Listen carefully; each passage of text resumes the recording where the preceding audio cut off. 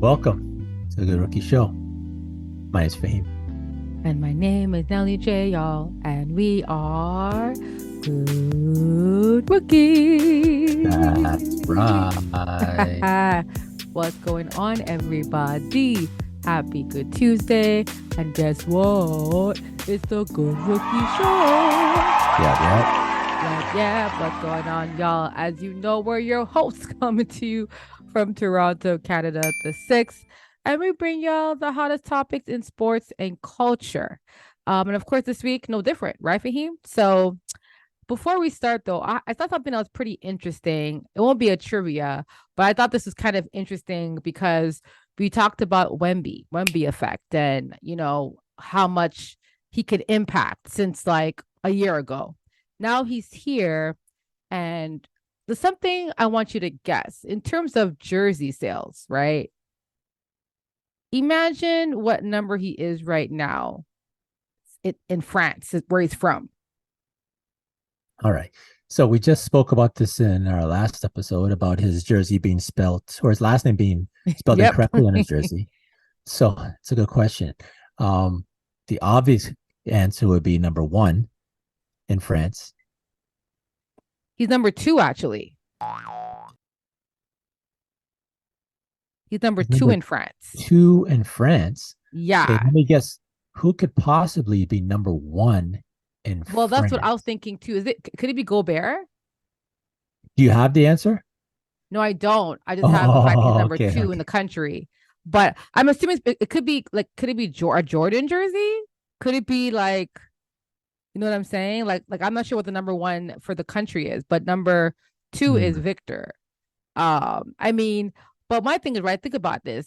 Being number 2 for a country, they have other French players, right, coming out that have had a long time, right? Tony Parker, you know what I mean, and stuff like that. Maybe there's other guys that just have more, you know what I'm saying?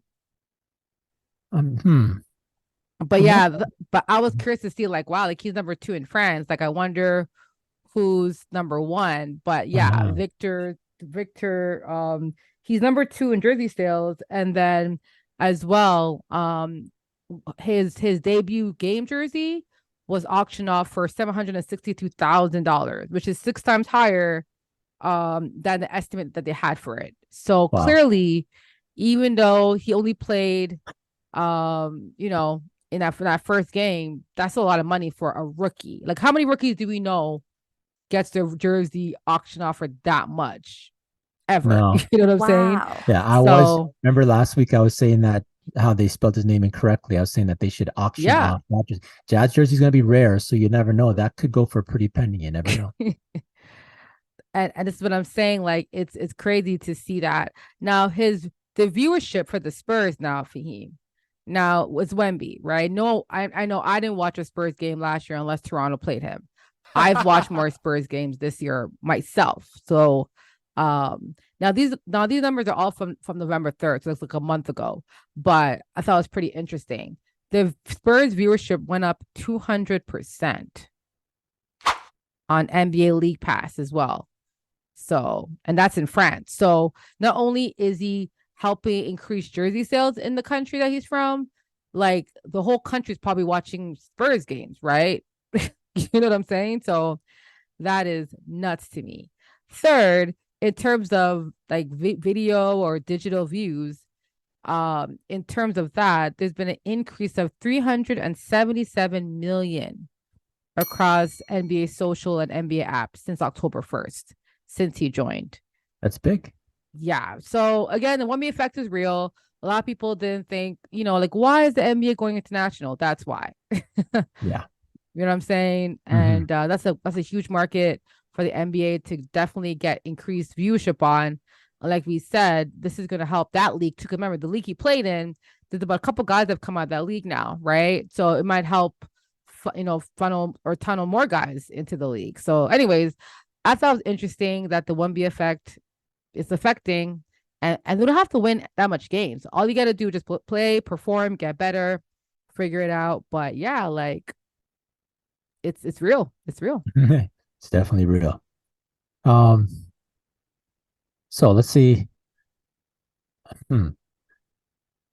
today's topic, it's interesting. I'll ask you this first because there's a list, and I'm not too familiar with these names if you said them casually. So I'm just gonna throw some names. Let me know if you knew the sport that they came from. Okay. Michaela Schiffman. Michaela Schiffman. Yes. Yeah. Okay. You know what sport she played? I don't. Or No, I not top of didn't. my No. head. No. So she's a skier. Mm-hmm. Leah Williamson. Leah.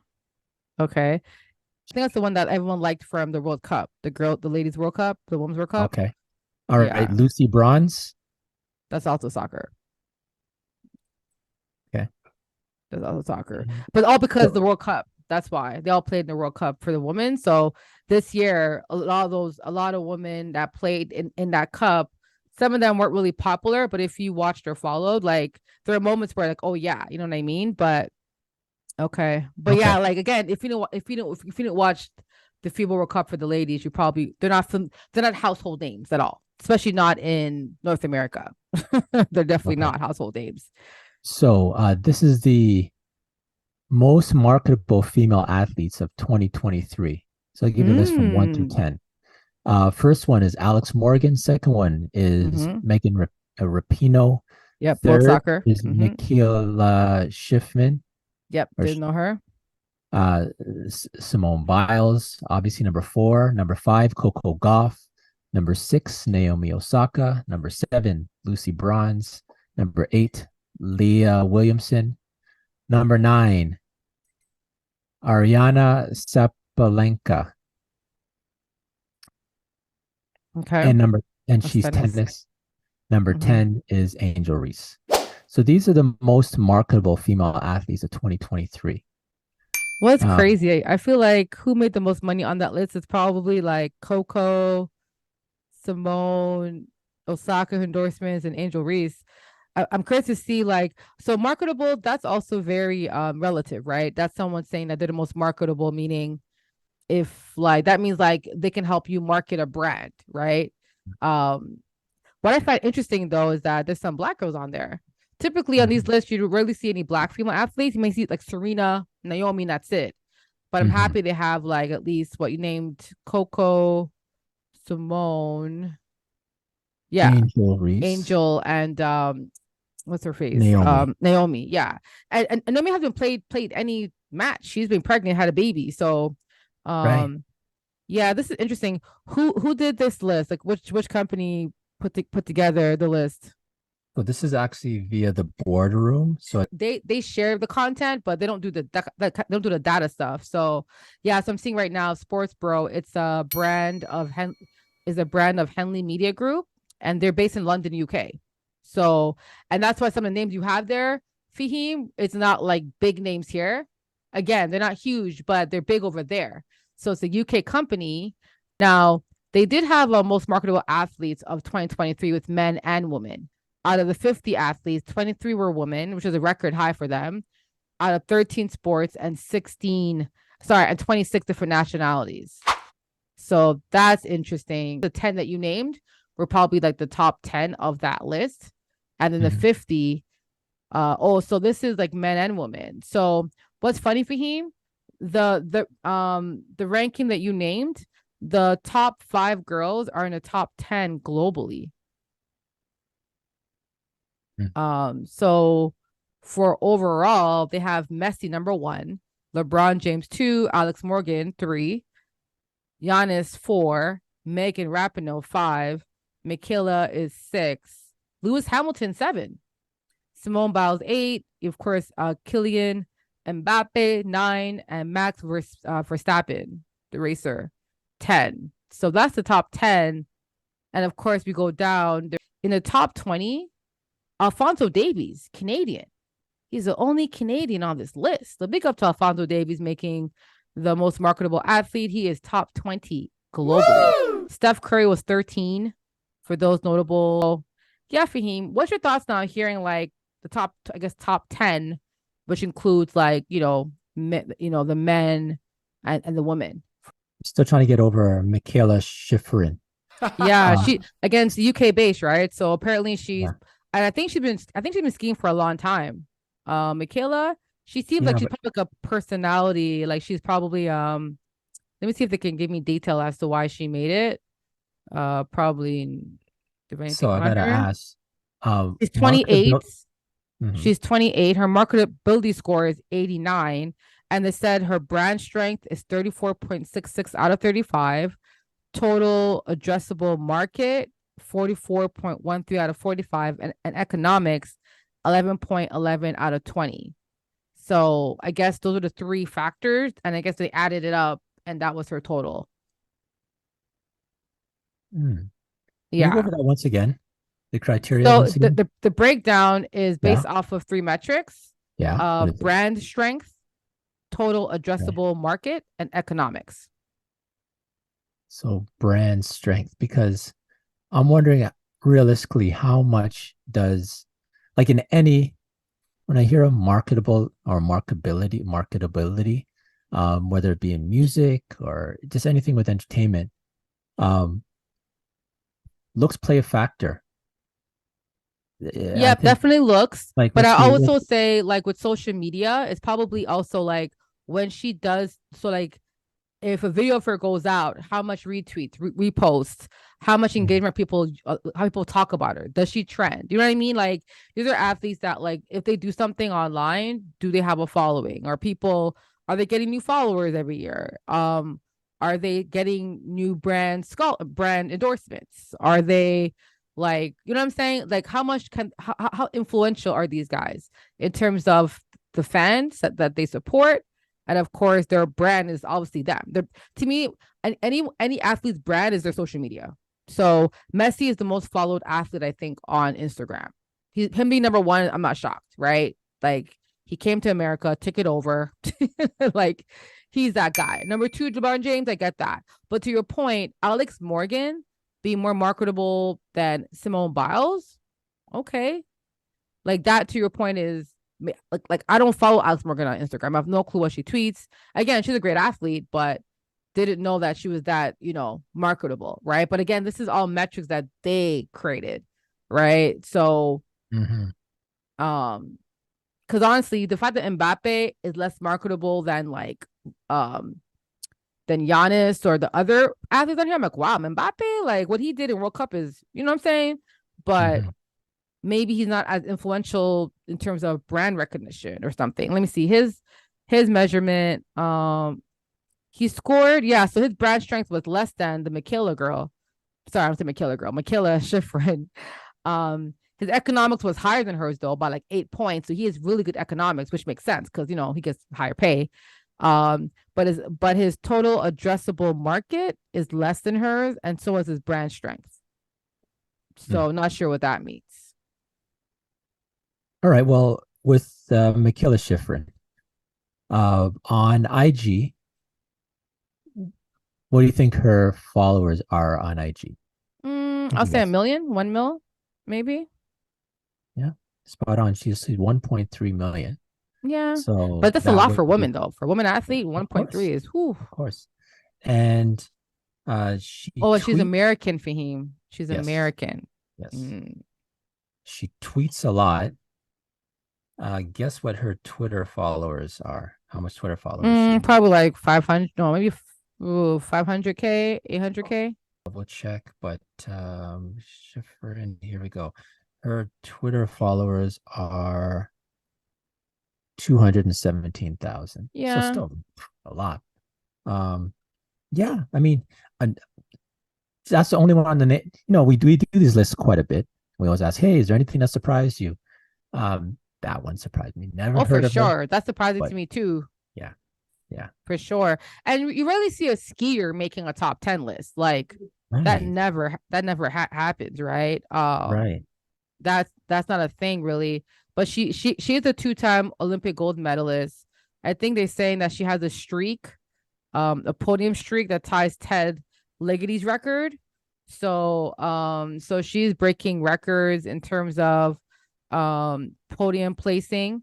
Um, so I mean, hey, Hmm. I'm not hating, Um, but but yeah. again, like skiing is not a top.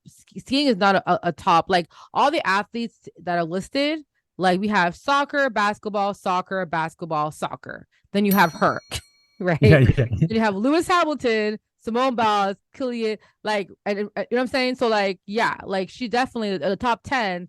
This is a huge bias towards her, huge bias, Hmm. right? Because Hmm. I bet you Angel Reese probably has more followers than her online, probably has way more brand recognition and more, popular, more popular than her on all social media platforms, Hmm. right? So why is her number so high? Okay, not hitting on her, Michaela, she's a great athlete. Being Hmm. back to Of back gold course. medalist is dope. I'm just saying, like, in terms of global, to part like a global athlete. But again, these lists are put together and it seemed like her biggest score comes from her brand strength, 34.66 out of 35, Hmm. right? Hmm. Which she has more brand strength than Messi, which I think is like what? You know what I'm saying? Wow. So Hmm. that's what I'm saying. Like the brand strength, like who, like what does that mean? And they don't have Hmm. any like information as to what defines brand strength, right? Hmm. Uh, like you Yeah. said, she is, of a different pigment, so maybe Well, I mean, so, and that's why this I was kind is a very biased list for of, sure. so Because when we talk Simone about, Biles is like the greatest of all time in her sport. Why isn't her brand strength as high, right? oh, But I'm saying, like, this is a UK list. This is a UK company. So I don't really expect them. So, oh, here it is. So brand strength, based on this definition, brand strength is the efficacy of a brand's performance on intangible measures relative to its competitors. So essentially, I guess her brand strength, so her relative to like other skiers, I guess she's in a different realm. But it's true because most skiers don't even have 1 million followers. So maybe her yeah, brand of course, strength relative to of her course, other of competitors in course. the space, she's on a different level, maybe. Well, and of course, she's got to be an elite if she's on the podium and breaking records on the Mm-hmm. podium. Hands down, respect it. Yeah. But see what I was saying in regards to like sometimes when we talk about marketability and looks kind of play a part into it. We talk about, and I'll give you an example, tennis. Maria Sharapova hadn't won a lot, but was highly marketable. um, yeah, and this is maybe as a compliment. In regards to skiers, she would. I didn't know who she was. I just kind of Googled, checked Twitter, checked Instagram. Mm-hmm. If I was a business and a brand, she would be Sharapova-ish. Like she's Well, not really, because she actually won gold medals and she has no, no, a no, no, no, no, no. I don't. I'm talking just in regards to we're talking marketability. No, I'm not speaking from what they've accomplished. I'm speaking in regards to just the visual. If you yes. took a glance, she would be in the Sharapova-ish. Like she's a marketable um woman. So I think that's actually helping her brand even more to push it over. It doesn't hurt that you know. No, I definitely hear you on that aspect. Like, and that's what I'm saying. Like ski, like you never ever hear about skiing or anything about skiers being Mhm. popularized or like being marketable. That's why it's not even about her. It's about the sport. Skiing is not a global sport. It's not on the same level as soccer or Mhm. basketball or the Mhm. other sports that are really huge in the world, right? So Mhm. it is definitely there is some type of something there that's kind of wonky. I agree. Oh, yeah, yeah, yeah. Oh, interesting though. Great. That's a great list that we have here today. Uh, Shout out to all the women that made the list. Woo! First of all, and ones that didn't make the top 10 of this list but made the most marketable list also. It's great to see that obviously women's sports is on the rise, and lists like this are good because they just help the further exposure of women who maybe aren't in the perfect example. Skiing is not a popular sport. Now we're aware of who she is. Uh, Olympic years, it'll be should probably. I wonder if the brand is going to fluctuate, maybe even more. I think closer to the Olympic years, every 4 years or whatever. Perhaps it'll be more of a push, and her percentage will go even higher, right? So shout out to. Yeah, so like Mhm. last year's list, she wasn't even on the list in terms Mhm. of what I'm There seeing you go. here. Mhm. Yeah, I'm seeing last That makes year's sense. list. Giannis was actually 38 last year. They had Candace Parker was top 26. They had Katie Wow. Ledecky. They had Neymar on the list too. They had Steph Curry at 14. Simone Biles was 11. So Simone Biles has been up there. They had Naomi Osaka at 6, and Serena Williams was up with number 2 last year. Mm. But number 1 was Cristiano Ronaldo. Lewis Hamilton was 3. LeBron was 4. Messi was 5. So, Tom Brady was 10 actually. So yeah, I guess the list fluctuates maybe based on, you said, like on the Olympic year, competition, you name it. So Yeah. good point. Yeah. All right. Nelly J, let's go for the culture. For the culture, we like to highlight individuals for the culture. And today we get to highlight someone that is not new for being for the culture. But what is amazing, which I like, is that this actual initiative, this entire project, I think is for the culture. So in Akron, Ohio, they have the first player museum, like an actual museum in the city of Akron, honoring, of course, LeBron James. So LeBron James Museum opened, okay, this past week, and is a place for all of his fans to visit, learn more about his life, his career. This was opened by the LeBron James Family Foundation. And I think it's really dope that you can actually go into this experience. You can enter a recreation of what James' childhood apartment looked like in his neighborhood. You can explore the exhibit by seeing like his jerseys from different throughout the player's career. And of course, the museum also includes his all-white suit that he wore during the NBA draft in 03. So where of course he was picked number 1 by Cleveland. So this is really amazing. I think it's quite special because, I'm looking it up and I'm like, yo, there really isn't any like NBA player museums like this. You know what I'm saying? Like we don't have one in Toronto for Vince Carter or Kyle Lowry. You know what I mean? We don't have those kind of things up here, even, right? For people who are like, had a huge impact in all of our lives. So I'm hoping this trend for him continues. I would love to see more and more players having their own museum where fans can actually learn more about their life, what they've been through. LeBron is retiring probably in 2-3 years, who knows? But I think it's really good to, for him to not only have like his Cleveland, his Laker, like from what I saw from the images, it looks really, really interesting. So big up to Akron, Ohio for, actually approving the museum, and the foundation, the LeBron James Foundation, for even having this project funded by them. Because I think it's something where a lot of kids can go over there and be inspired. It has text, it has great images, and really cool.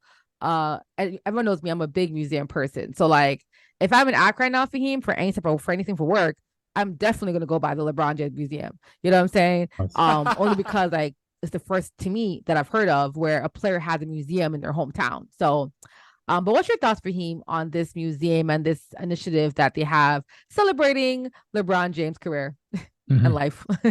First, you said if you're in Akron, you would visit. No one goes to Akron.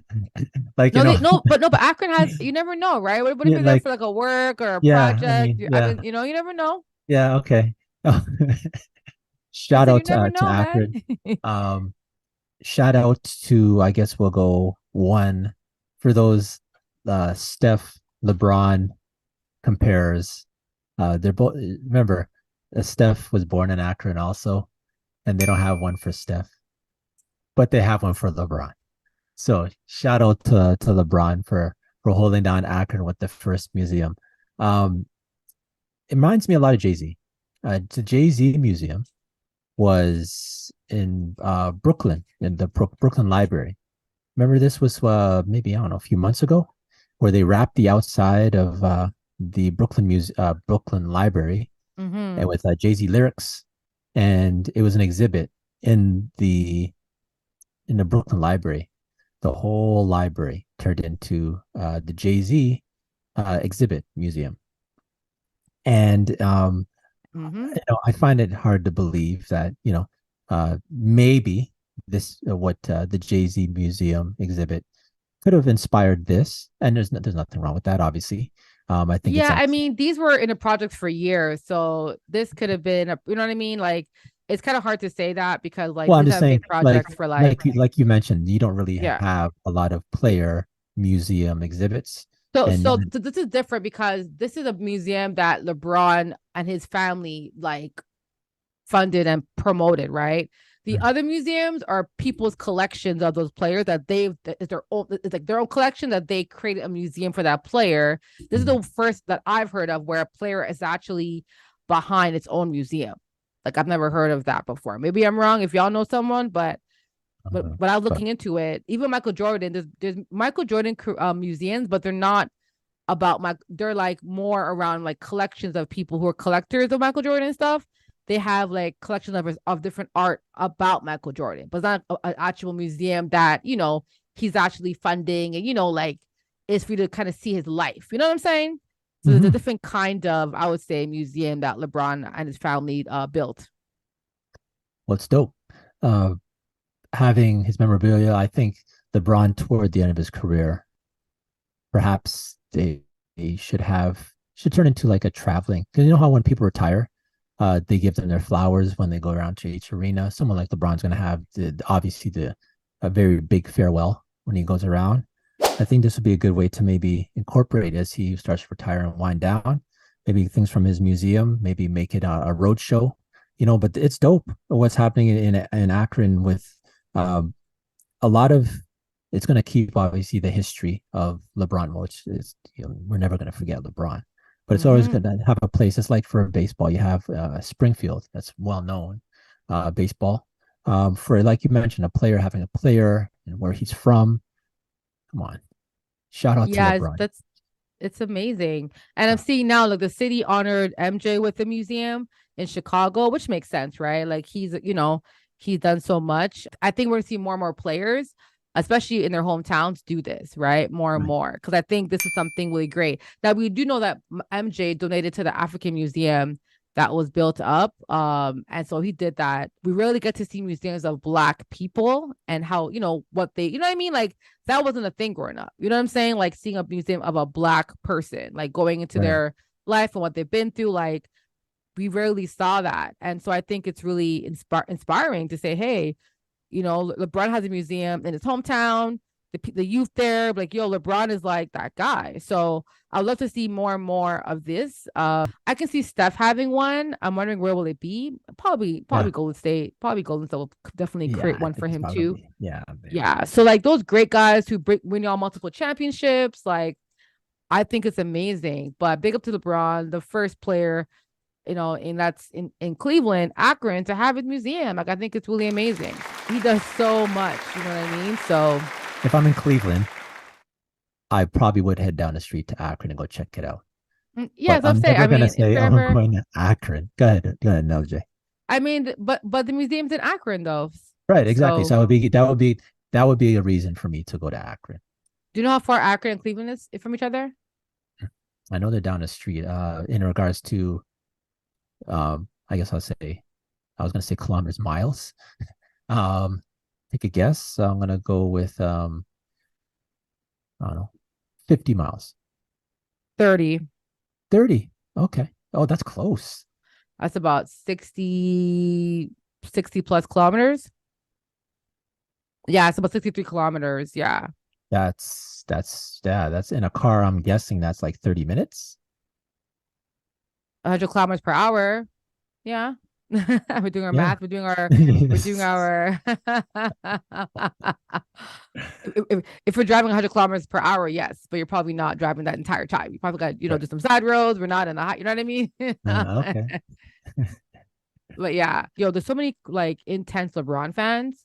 You know what I mean? So now for Yeah. him, we can test them and be like, yo, have you been to LeBron James Museum Yeah, yet? exactly. If they Yeah. say no, you're not a real LeBron James You fan. gotta be. Can't talk to me. You Shout ain't no out to real one. LeBron. Shout out to LeBron. All right, Nelly J.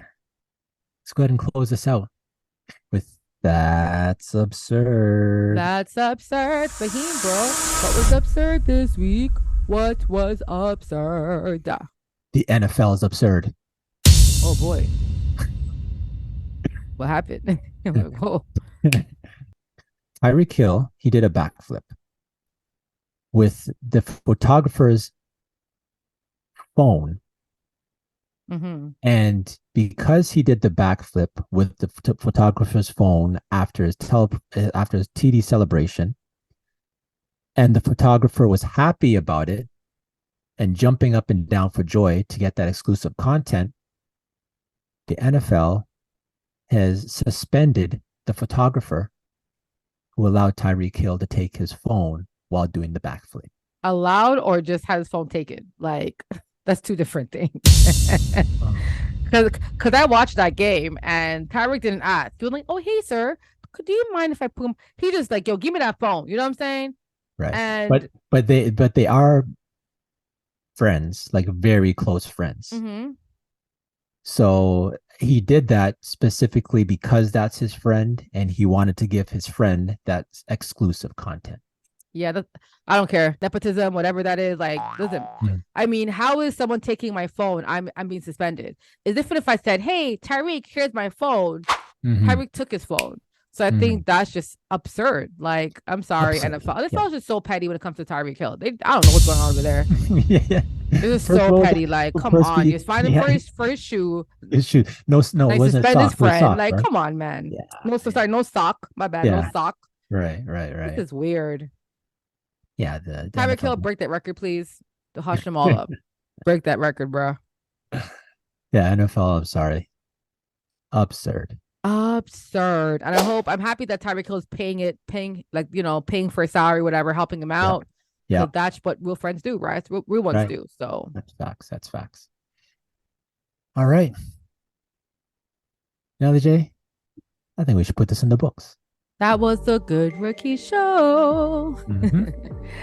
So as y'all know, it's our time to do shout outs. One of my favorite times of the episode. And y'all, my shout out, I actually stumbled upon this on the Instagrams, right?